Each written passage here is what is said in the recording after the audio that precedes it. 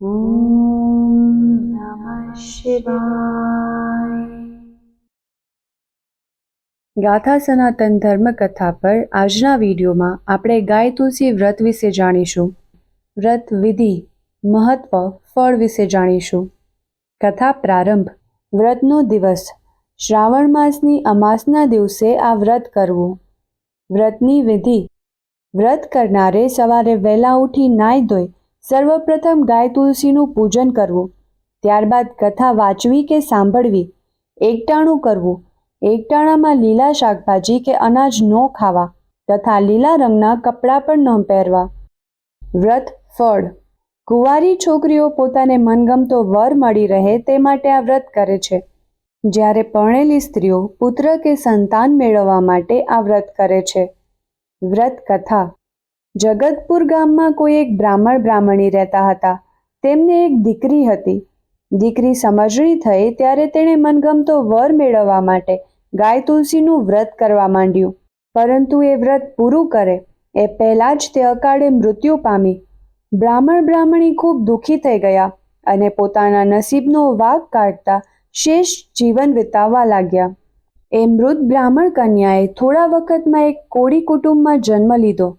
ત્યાં તેનું નામ ચંદા પાડવામાં આવ્યું. પૂર્વજન્મ કરતાં આ જન્મમાં તે અધિક રૂપાળી દેખાતી હતી. તેને જોઈને ચાંદો પણ શરમાઈ જાય એટલી રૂપવાન હતી. ચંદા ધીમે ધીમે મોટી થવા લાગી અને જોતજોતામાં જુવાન થઈ ગઈ. તેના મા બાપને હવે તેના લગ્નની ચિંતા થવા લાગી. દીકરી મોટી થાય એટલે મા બાપને ચિંતા થાય એ સ્વાભાવિક છે.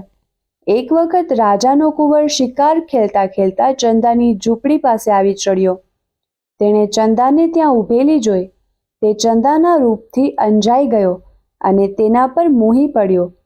કુંવરે તો ચંદાની સમક્ષ તરત પ્રસ્તાવ રજૂ કરતા કહ્યું, હું તારી સાથે લગ્ન કરવા માંગુ છું.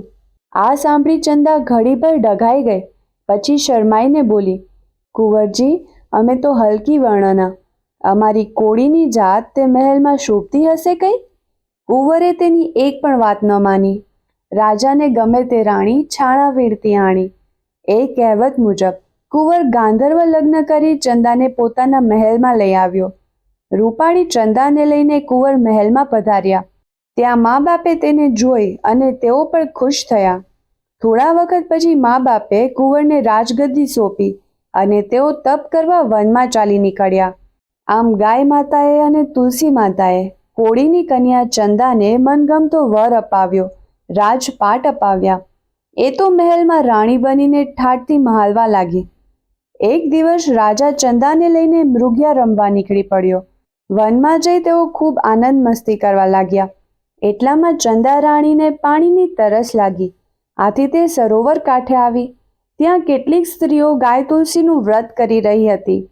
એ જોઈ ચંદાને નવાઈ લાગી અને સ્ત્રીઓને પૂછતા ખબર પડી કે આ વ્રત સંતાન પ્રાપ્તિ માટે કરવામાં આવે છે. તેથી ચંદાને પણ સંતાન પ્રાપ્તિ માટે વ્રત કરવાની ઈચ્છા થઈ. આ વાત તેણે રાજાને જણાવી. રાજાએ ખુશ થઈને તેને વ્રત કરવાની છૂટ આપી. થોડા દિવસ પછી શ્રાવણ માસ આવતા રાણીએ સહેલીઓ સાથે ગાય તુલસીનું વ્રત શરૂ કરી દીધું. રાણી ભક્તિપૂર્વક વ્રત કરે છે, ગાય તુલસીની પૂજા કરે છે, તેમને ઘાસ નીરે છે, તુલસી ક્યારે દીવો કરે છે, સાદું ભોજન જમી એકટાણું કરે છે. આમ રાણીએ વ્રત પૂરું કર્યું. એ વ્રતના પ્રતાપે તેને ઓધાન રહ્યા. આ વાત સાંભળી રાજા ખૂબ ખુશ થયો અને પ્રભુનો પાડ માનવા લાગ્યો. પરંતુ રાજાની અન્ય રાણીઓને આ ન ગમ્યું. તેઓ તો ઈર્ષ્યાથી બળીને ખાખ થઈ ગઈ. રાણીને 7મો મહિનો શરૂ થયો એટલે રાજા તરફથી ચંદા રાણીના પિતાને કંકોત્રી મોકલવામાં આવી. આથી પિતા તુરંત રાજમહેલે આવી પહોંચ્યા. તેમને જોઈ અન્ય રાણીઓ હસવા માંડી, મજાક મશ્કરી કરવા લાગી.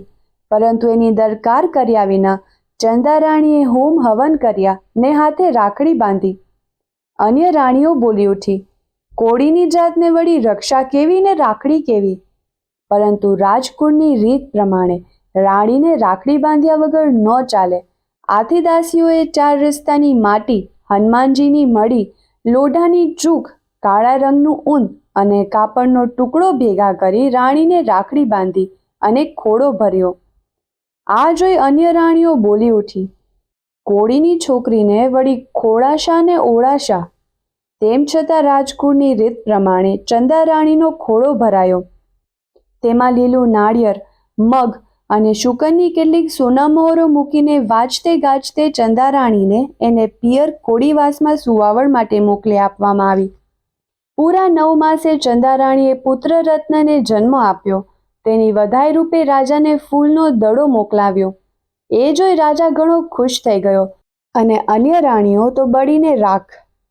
કારણ એમાંની એકેય રાણીએ દીકરો કે દીકરી કશું જ જાણ્યા નથી. એ બધી વાંજણીઓ હતી. પૂરા સમયે ચંદા પોતાના ચાંદ જેવા પુત્રને લઈને મહેલમાં આવી.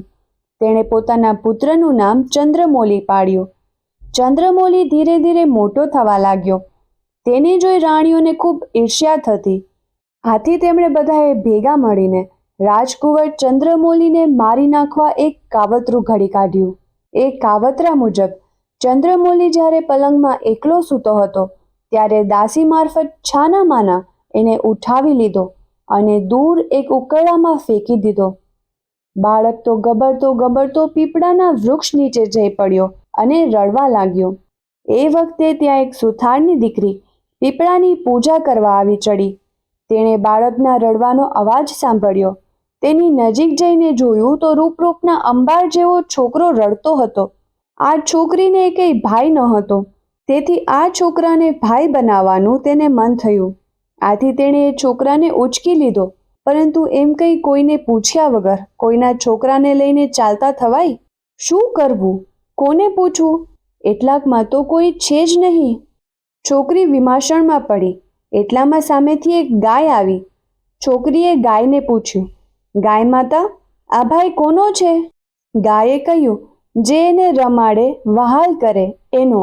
છોકરી કહે, હું એને રમાડીશ, વહાલ પણ કરીશ.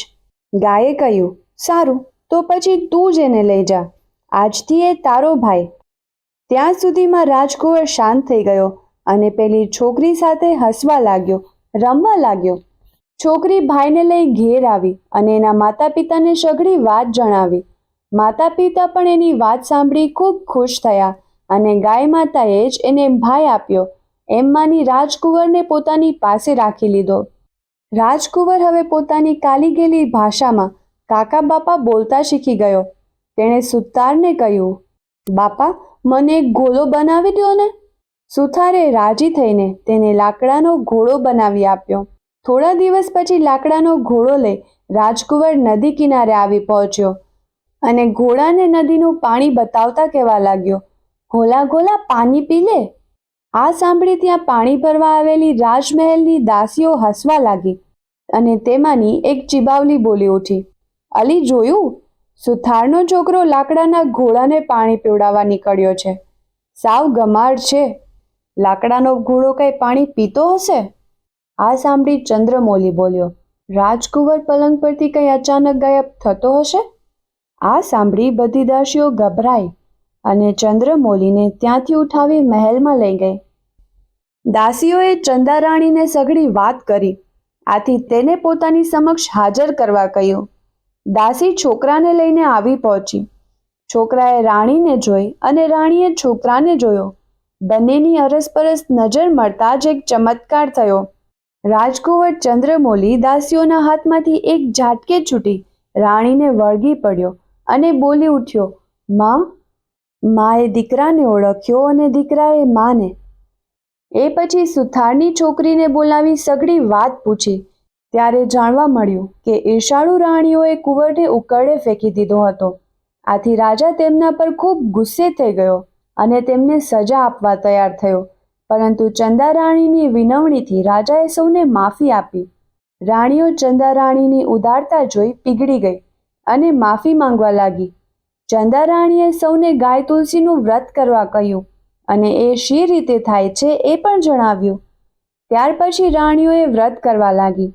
રાજકુંવર ચંદ્રમૌલી ઉંમરલાયક થતાં પિતાની ગાદી સંભાળી લીધી અને ઘણા વર્ષો સુધી રાજ કર્યું.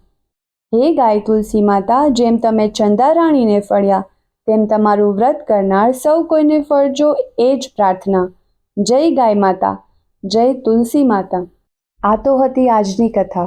આવી જ અન્ય પૌરાણિક કથાઓ તથા વિધિ વિધાન સાંભળવા માટે આ ચેનલ સબસ્ક્રાઇબ કરી બેલ આઇકન પર જરૂરથી ક્લિક કરજો. હરિઓમ તત્સત.